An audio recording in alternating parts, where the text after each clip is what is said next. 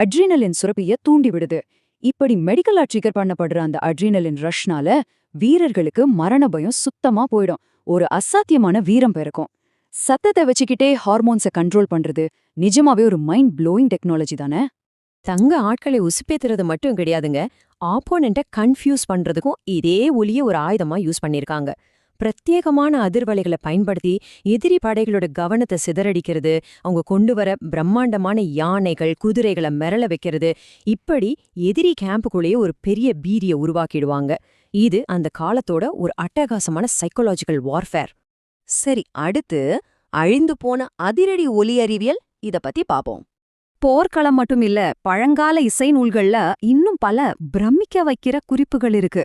அவங்க கிட்ட மேத்தமேட்டிக்கல் அக்விஸ்டிக்ஸ், அதாவது கணித அடிப்படையிலான ரகசிய ஒலிநுட்பங்கள் இருந்திருக்கு.